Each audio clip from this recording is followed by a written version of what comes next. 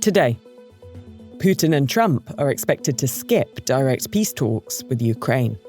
The U.S. Supreme Court considers the fight over birthright citizenship. Plus, the FAA's plan for the troubled Newark airport.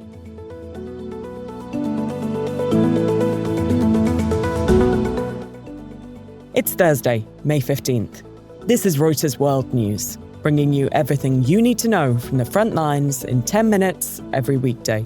I'm Tara Oakes in Liverpool. And I'm Christopher Waljasper in Chicago.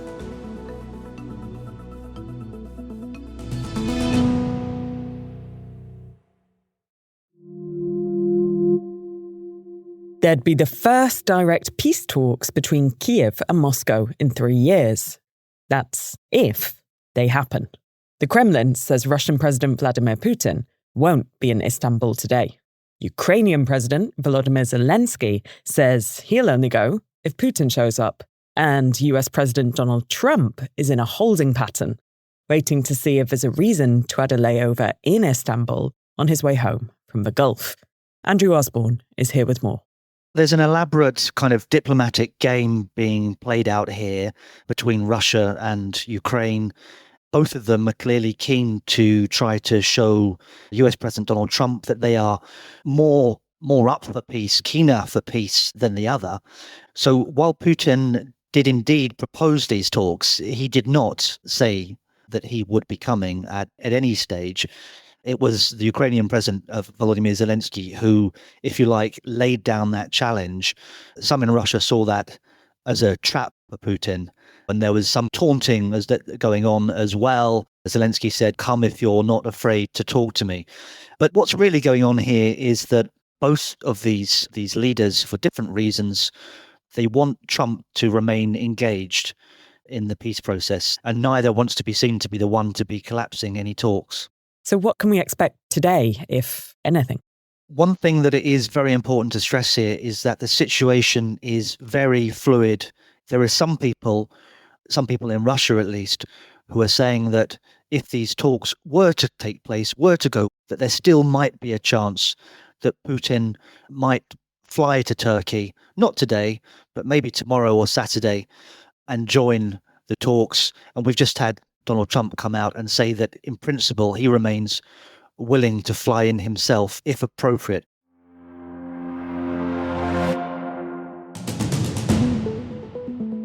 Trump says the US is getting very close to reaching a nuclear deal with Iran, adding that Tehran has, quote, sort of agreed to the terms. Even though both Washington and Tehran have said they prefer a diplomatic solution, they remain divided on several red lines. A US-backed humanitarian organisation is set to start work in Gaza by the end of May, under a heavily criticised aid distribution plan. They've asked Israel to let the United Nations and others resume deliveries to Palestinians from now until the operation is set up. No humanitarian assistance has been delivered to Gaza since March. 4 in 10 Americans are worried about the Trump administration's ability to contain the ongoing measles outbreak. That's according to a new Reuters Ipsos poll. The U.S. is currently facing the largest outbreak of measles in 25 years, with more than 1,000 cases as of last week. Sean Diddy Combs' ex-girlfriend testified on Wednesday that the hip-hop mogul raped her in 2018 after they ended their more than a decade-long relationship. The singer, Cassandra Ventura, who goes by Cassie, also said Combs agreed to a $20 million settlement to end her 2023 civil lawsuit against him. The 55-year-old rapper has pleaded not guilty to 5 felony counts.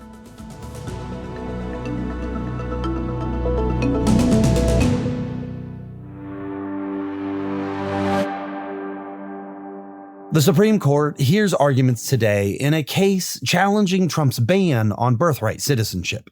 22 states have sued the administration over the executive order, alongside multiple pregnant immigrants and advocacy groups. Federal judges in Washington state, Massachusetts, and Maryland issued orders blocking the order nationwide. Those cases have now worked their way up to the Supreme Court, where our legal reporter, Andrew Chung, has been following the case. So the Supreme Court is looking at this case in a pretty unusual way. The administration has focused the justices on their bid to stop what are called nationwide or universal injunctions. They think that federal judges do not have the authority to issue decisions that stop the administration from implementing a policy nationwide. So should the justices rule on the scope of judicial power, how could that decision impact future legal battles between the Trump administration and lower court judges? Yeah, so if the Supreme Court sets limits or stops lower court judges from being able to issue universal injunctions, there could be a patchwork across the country as to where the government's policy applies and where it doesn't apply. In this particular case, any individual or state that did not sue to challenge the policy would not be protected by the injunction. And so you could end up in a situation where babies born to certain people in 28 states would not be automatically granted U.S. citizenship. The plaintiffs in these cases have said that more than 150,000 newborn children would be denied citizenship annually if President Trump's order is allowed to take effect.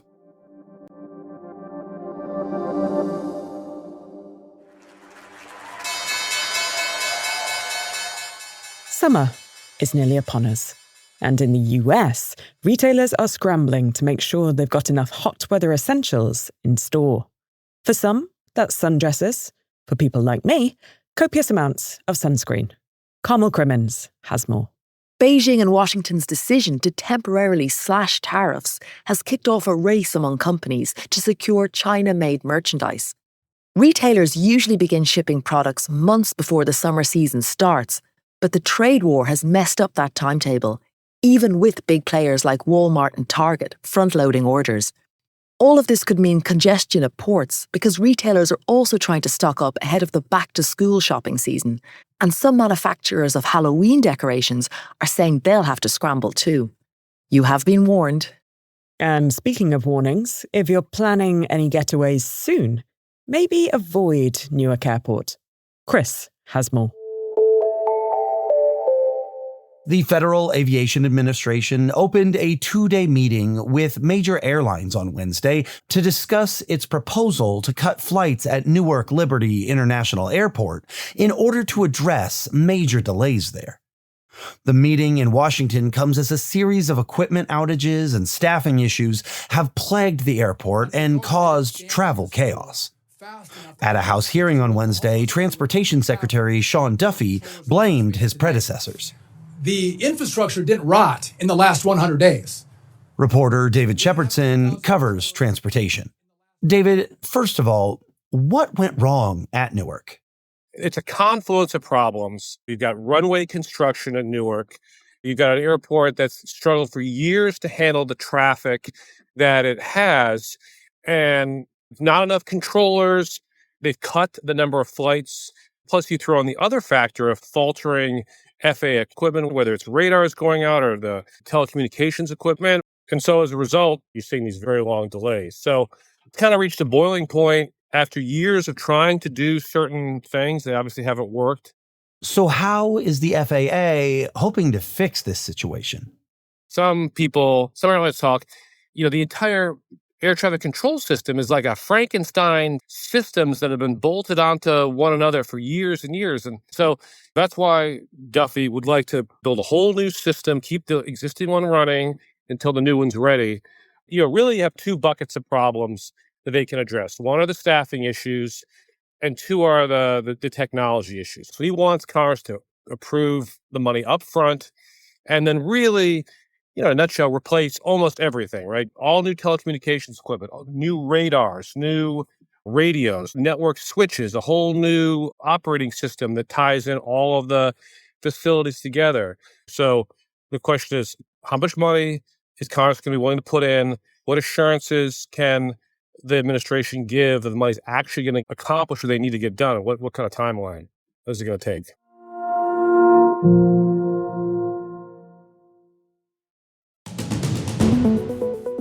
For our recommended read today, we'll see you on the dark side of the moon. Data on lunar gravity obtained by NASA robotic spacecraft is offering new clues about why the two sides of the moon look so different. You can read more by following the link in the pod description. For more on any of the stories from today, check out Reuters.com or the Reuters app. Don't forget to follow us on your favorite podcast player. We'll be back tomorrow with our daily headline show.